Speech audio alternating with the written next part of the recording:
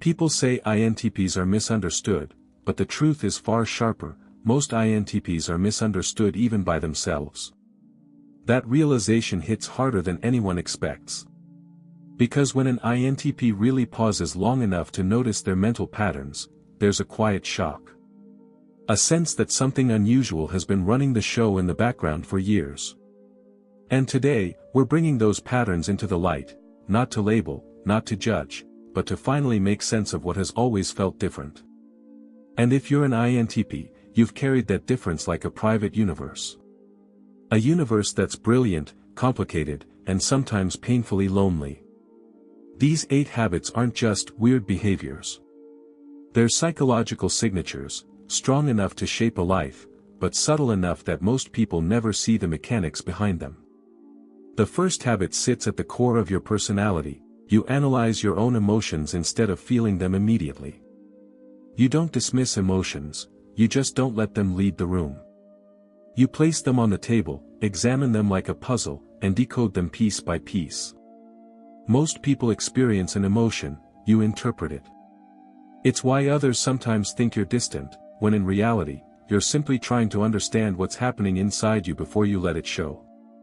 This habit protects you, but it also creates a quiet delay in connection, a delay that you've learned to live with, even if it sometimes leaves people confused. The second habit is your mental time travel. You drift into thought even when life demands presence. Not because you're bored. Not because you're avoiding reality.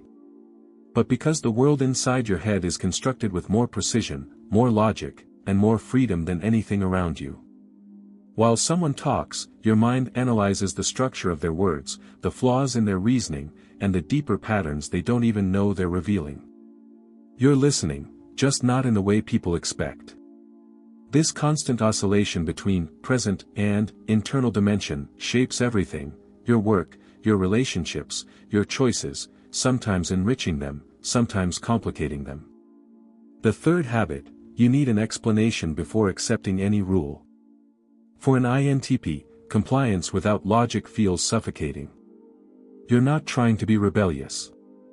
You simply can't follow something that doesn't make intellectual sense.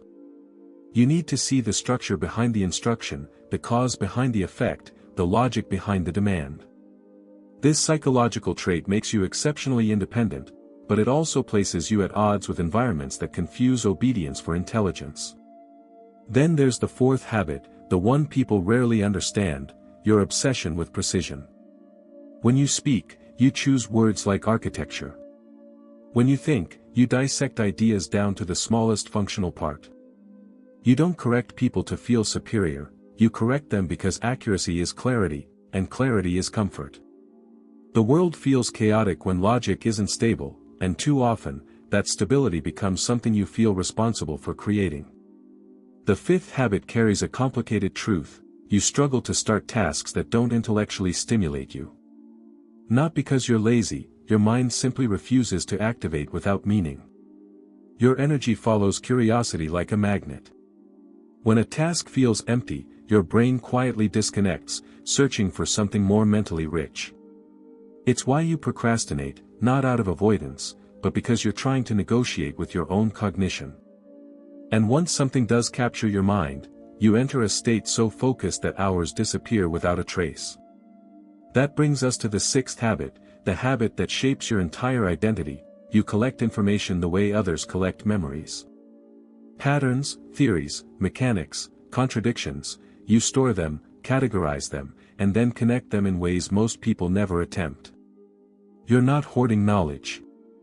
You're building a mental framework strong enough to understand the world without relying on assumptions. This habit makes your insights powerful, but it also makes your inner world heavier than people realize. The seventh habit reveals the softer side of the INTP mind: you show affection through problem solving. Not through constant warmth or emotional expression, but through fixing, improving, guiding, optimizing. When someone comes to you with pain, your instinct is to find the root cause and solve the issue. It's your way of saying, "I care," even if the world rarely interprets it that way. This habit is misunderstood often, sometimes painfully so, yet it's one of the purest forms of care an INTP gives.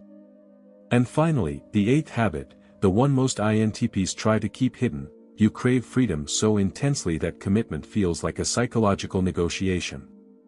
You can commit deeply, fiercely, loyally, but only when the connection respects your need for mental space. You fear losing your independence more than losing a person. And that fear shapes how you love, how you trust, how you build a life. People often read this as detachment. In reality, it's protection, not from others, but from the possibility of losing the inner world that defines you. These 8 habits don't make you strange. They make you unique in a world that often rewards repetition more than originality. INTPs live in the intersection of logic and imagination, a place where ideas breathe, patterns speak, and curiosity drives every decision. And if you've recognized yourself in these habits, even just a little, then your mind isn't the problem. Your mind is the landscape you're meant to explore. Before you go, there's something I'd like to hear from you, in your own way, in your own words.